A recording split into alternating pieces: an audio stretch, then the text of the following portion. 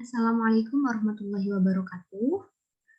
Izinkan saya untuk memperkenalkan diri saya terlebih dahulu. Nama saya Sinta Nur Oktavia, NIM 2006 0211010128. Di sini saya akan mempresentasikan hasil makalah saya, yaitu dengan tema homoseksual dan lesbian. Manusia sebagai khalifah di muka bumi memiliki hawa nafsu yang cenderung mendorong seseorang untuk melakukan perbuatan dosa.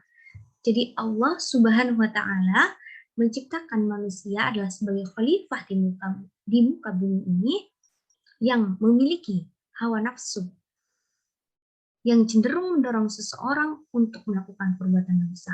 Jadi pandai-pandailah menjaga diri agar terhindar dari perbuatan dosa. Pada dasarnya, manusia ini memiliki 3 struktur, yaitu struktur rohani, jasmani, dan nafsani. Struktur nafsani ini terbagi menjadi kalbu, akal, dan nafsu. Oleh karena itu, manusia memiliki hawa nafsu yang cenderung mendorong seseorang untuk melakukan perbuatan dosa. Nah, perbuatan dosa yang dilakukan manusia salah satunya adalah homoseksual. Homoseksual atau penyuka sesama jenis sudah tidak asing lagi di masyarakat pada zaman modern. Banyak masyarakat yang tidak peduli terhadap perilaku tersebut, bahkan disebut sebagai salah satu kebutuhan primer. Jadi, di zaman saat ini banyak bermunculan orang-orang yang melakukan penyimpangan seksual, yaitu homoseksual maupun lesbian, bahkan mereka menganggap bahwa hal tersebut atau perbuatan tersebut adalah suatu kebutuhan primer. Padahal Allah Subhanahu wa taala tegas menyebut jika homoseksual adalah perbuatan yang keji. Dan orang yang melakukan perbuatan ini juga disebut melampaui batas. Nah, homoseksual telah terjadi dalam sejarah kehidupan manusia pada zaman kaumnya Nabi Lut yang belum pernah terjadi pada zaman-zaman umat terdahulu. Jadi homoseksual ini terjadi pada zaman Nabi Lut, dan pada zaman sebelum-sebelum Nabi Lut itu tidak terjadi hal tersebut, tidak jadi penyimpangan seksual tersebut. Nah, pada zaman Nabi Lut hingga saat ini masih terjadi penyimpangan seksual. Nabi Lut merasa tersiksa dengan perbuatan kaum Sodom dan Gomora yang melakukan perbuatan yang tidak senonoh tersebut, sehingga Allah memusnahkan mereka dengan diturunkan hujan belerang yang berapi sehingga dapat memusnahkan kota tersebut. Hal ini merupakan suatu pelajaran yang berharga bagi manusia supaya tidak melakukan perbuatan yang sangat bejat itu. Kemudian Nabi Lut diselamatkan oleh Allah yang Maha Kuasa. Allah mengabadikan kisah Nabi Lut di dalam Al-Quran agar manusia dapat memetik pelajaran dari kisah-kisah orang-orang atau kaum terdahulu. Jadi Allah Subhanahu wa taala tidak menyukai perbuatan penyimpangan seksual ini, maka pada saat zaman Nabi Lut, pada masa zaman Nabi Lut, Allah memberikan azab, memberikan siksaan dengan diturunkan hujan belerang yang berupa api, yang berapi. Kemudian, apa sih pengertian homoseksual dan lesbian beserta dampaknya?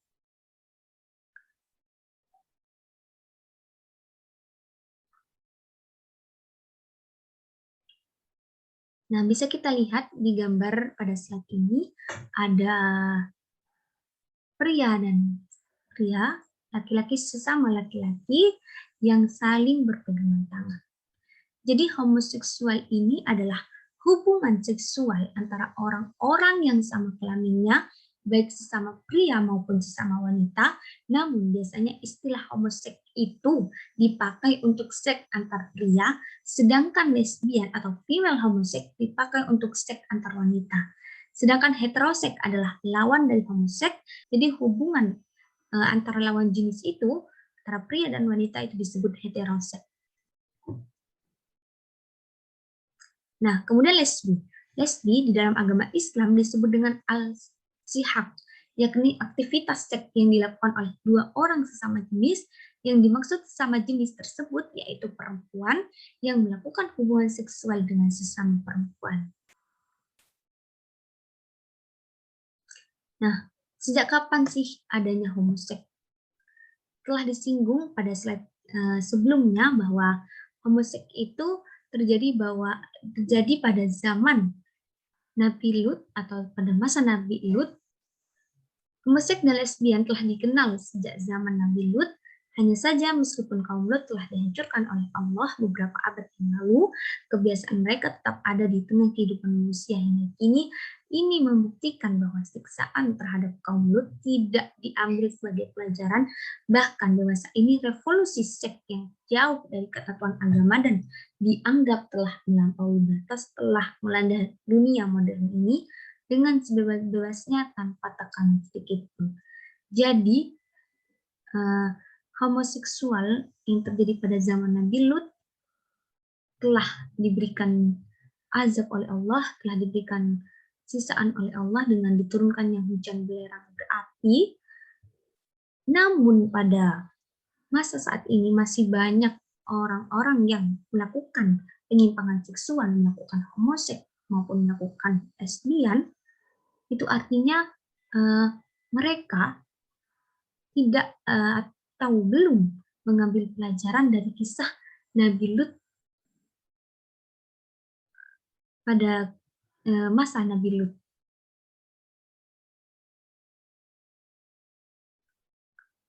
Orang-orang yang melakukan penyimpangan seksual dan menenggelamkan dirinya dalam kelezatan syahwat akan pudar perasaan agamanya dan semakin jauh. Dinyatakan oleh Al-Quran, bila hati manusia telah bergelimang dengan dosa, maka iman yang berada di dalam kalbunya akan memudar dan tidak akan dapat menerima hidayah Tuhan. Nah, apa sih dampak dari homoseksual dan lesbian?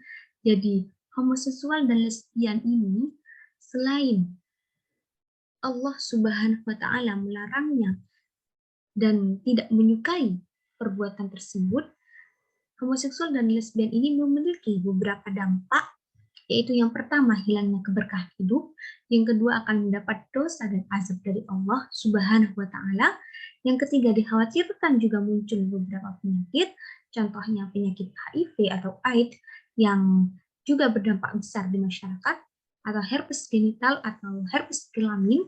Kemudian tindakan homoseksual bisa merusak moral dan akhlak serta kesucian diri. Nah, bagaimana sih hukum penyimpangan seksual menurut Islam? Dalam hukum Islam, homoseksual baik gay ataupun lesbian disebut liwat. Namun Imam Mawardi dalam Al-Hawi Al-Kabir membedakan jika liwat hanya untuk gay, sementara lesbian disebut sihak.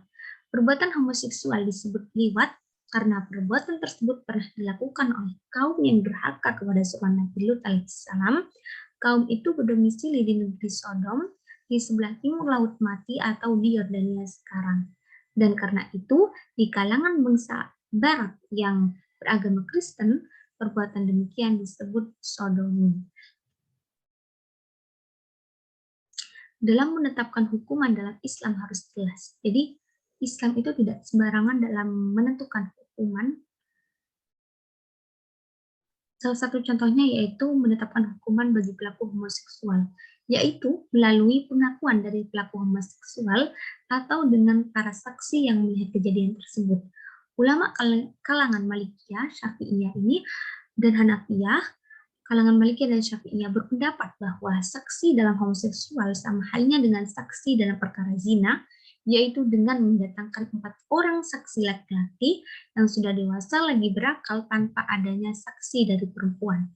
Sedangkan ulama kalangan Hanafiyah berpendapat bahwa saksi dalam perkara homoseksual tidaklah sama dengan perkara zina, karena kemudaratan yang ditimbulkan homoseksual jauh lebih ringan dibandingkan oleh zina. Oleh karena itu, hukuman yang dijatuhkan kepada pelaku homoseksual pun lebih kecil dibanding zina. Nah, Hukuman pelaku homoseksual. Menurut hukum fikih jinayah atau hukum pidana Islam, homoseksual termasuk dosa besar karena bertentangan dengan norma agama, norma susila, dan bertentangan dengan sunatullah dan fitrah manusia. Sebab Allah menjadikan manusia terdiri dari pria dan wanita adalah agar berpasang-pasangan sebagai suami istri untuk mendapatkan keturunan yang sah dan untuk memperoleh ketenangan dan kasih sayang. Nah, para ahli hukum fikih sekalipun telah sepakat mengharamkan homoseks. Pendapat mereka berbeda-beda dalam menetapkan hukumannya. Pendapat pertama mengatakan bahwa para pelaku homoseks harus dibunuh. Pendapat ini dianut oleh sahabat-sahabat Nabi Shallallahu Alaihi Wasallam, An-Nasir dan Qasim bin Ibrahim serta Imam Syafi'i dalam salah satu riwayatnya. Jadi pendapat pertama itu menetapkan hukuman adalah dibunuh. Kemudian pendapat kedua dikemukakan oleh Imam Asy-Syafi'i dalam pendapatnya yang populer bahwa pelaku liwat harus dirajam tanpa membedakan apakah pelakunya itu masih bujangan ataukah sudah menikah. Pelakunya diberlakukan hukuman zina bagi yang masih bujangan, yaitu dicambuk, dan bagi mereka yang sudah menikah dirajam, dilempar dengan batu sampai wafat.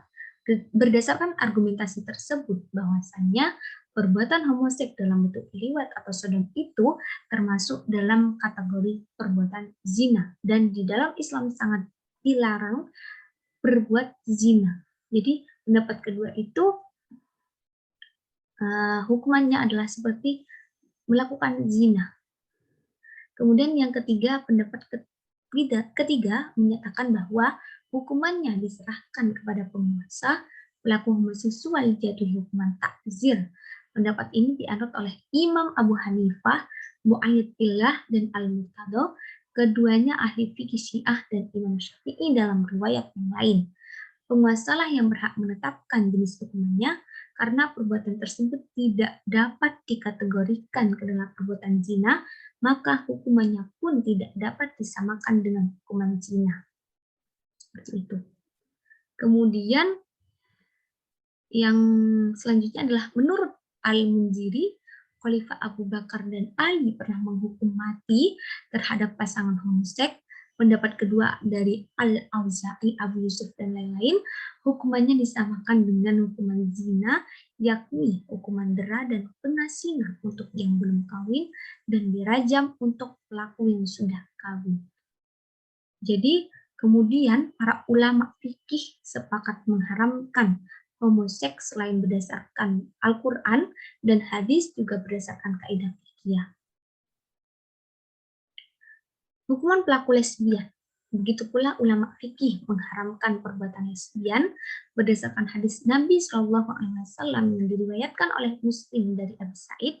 Artinya pria tidak boleh melihat aurat pria lain dan wanita tidak boleh melihat aurat wanita lain, dan tidak boleh bersentuhan pria dengan pria lain di bawah selai selimut atau kain, dan tidak boleh wanita bersentuhan dengan wanita lain di bawah selai selimut kain atau kain.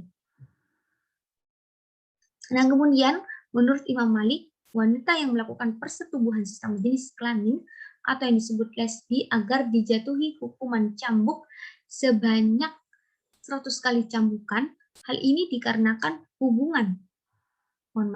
hal ini dikarenakan hubungan yang mereka lakukan tidak bisa dengan cara dukul seperti yang dilakukan oleh laki-laki terhadap wanita. Kemudian menurut Ibnu Abbas yang dikutip oleh Neng Jubaidah dalam bukunya, bahwa perempuan yang melakukan persetubuhan dengan sesama perempuan agar dijatuhi hukuman bagi pelakunya dengan hukuman rajam. Hal tersebut dikarenakan perbuatan lesbi sama halnya dengan perbuatan zina, oleh karena itu hukumannya diberikan sama halnya dengan hukuman zina. Seperti itu. Kemudian, bagaimana pandangan-pandangan agama-agama di Indonesia tentang penyimpangan seksual atau homoseks dan lesbian? Yang pertama ada Islam. Islam dengan tegas menyatakan bahwa perbuatan homoseksual atau LGBT adalah dilarang, apalagi sampai dibolehkan nikah sama jenis adalah haram. Kemudian agama Kristen, agama Katolik dan Protestan ini sama-sama menolak perbuatan homoseksual atau LGBT, bahkan melaknat dan menghukumnya dengan hukuman yang berat terhadap pelaku homoseksual atau LGBT. Kemudian ada agama Hindu. Homoseksual tidak pernah dianggap sebagai kejahatan dalam ajaran agama Hindu. Akan tetapi, agama Hindu tidak membenarkan perkawinan antara pria dengan pria atau yang disebut gay, wanita dengan wanita atau lesbi. Penyimpangan pelaku seks ini tidak diberikan hak untuk mendapat upacara perkawinan dengan puja mantra Veda. Kemudian ajaran agama Hindu tidak menerima perkawinan sesama jenis, walaupun tidak dibahas secara rinci, namun agama ini membahas tentang karma yang akan mereka dapatkan balasannya atas perbuatan yang dilakukan, karena hal itu merupakan penyimpangan dari nilai-nilai moral. Jadi agama Hindu ini tidak begitu melarang, tetapi pada agama Hindu itu adanya karma, membahas tentang karma yang akan mereka dapatkan balasannya, seperti itu. Kemudian ada agama Buddha.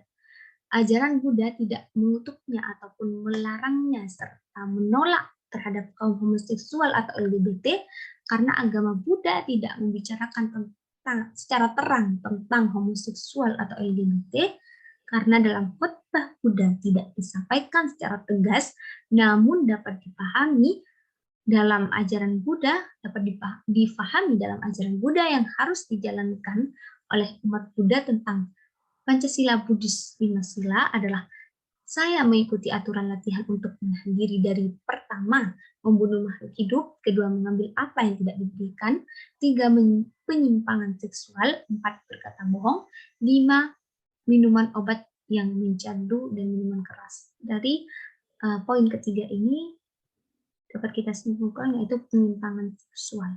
Agama Buddha tidak membenarkan, tidak mendukung, dan tidak pula menggalakkan seseorang untuk menjadi homoseksual atau aktivitas LGBT, melainkan supaya menjadi manusia yang normal. Kemudian ada agama Konghucu. Pernikahan dalam ajaran Konghucu adalah bertujuan untuk menjadikan keluarga yang harmonis dan penuh cinta kasih serta mendapatkan keturunan. Berarti agama Konghucu tidak membolehkan pernikahan beda agama dan apalagi pernikahan sesama jenis. Walaupun agama ini tidak menolak secara tegas terhadap pelaku homoseksual atau LGBT, namun menekankan kepada pernikahan beda jenis supaya mendapatkan keturunan. Jadi agama Konghucu ini juga tidak menolak dengan tegas, tetapi pada agama Konghucu ini seorang agar supaya menikah dengan beda jenis agar mendapatkan keturunan, seperti itu. Nah, kesimpulan, homoseksual dan lesbi adalah suatu perbuatan tercela, bertentangan dengan norma agama, norma susila, dan dilarang oleh Allah Subhanahu wa Ta'ala, dan juga dapat menghancurkan fitrah manusia. Karena itu Islam melarangnya dan dihukum dengan hukuman takzir agar pelakunya mau menghentikan dan meninggalkan perbuatan itu. Sejarah homoseksual. Nah, sejarah homoseksual ini belum terjadi pada zaman Nabi Adam alaihissalam hingga zaman Nabi Ibrahim alaihissalam, dan homoseksual ini terjadi pada zaman Nabi Lut alaihissalam. Jadi pada zaman sebelum Nabi Lut itu belum terjadi. Yang sudah melampaui batas yang belum pernah terjadi pada umat-umat terdahulu, sehingga kaum Nabi Lut ini diberikan azab oleh Allah dengan dijungkir balikkan bumi yang mereka diami dengan dihujani batu-batu yang terbakar. Hingga saat ini perilaku homoseksual dan lesbian yang pada zaman sekarang sedang bertumbuh kembang. Jadi hingga saat ini masih bermunculan, masih banyak orang-orang yang melakukan penyimpangan seksual. Dampak dari pelaku homoseksual dan lesbian diantaranya yang pertama, hilangnya keberkahan hidup. Yang kedua, akan mendapat dosa dan azab dari Allah Subhanahu wa Ta'ala. Yang ketiga, dikhawatirkan juga muncul beberapa penyakit, contohnya penyakit HIV atau AIDS, yang juga berdampak besar di masyarakat, atau herpes genital atau herpes kelamin. Kemudian perbuatan homoseksual dan lesbian dalam hukum Islam adalah merupakan perbuatan yang dilarang. dan melanggar perintah Allah Subhanahu wa taala serta menjatuhkan hukuman bagi pelaku.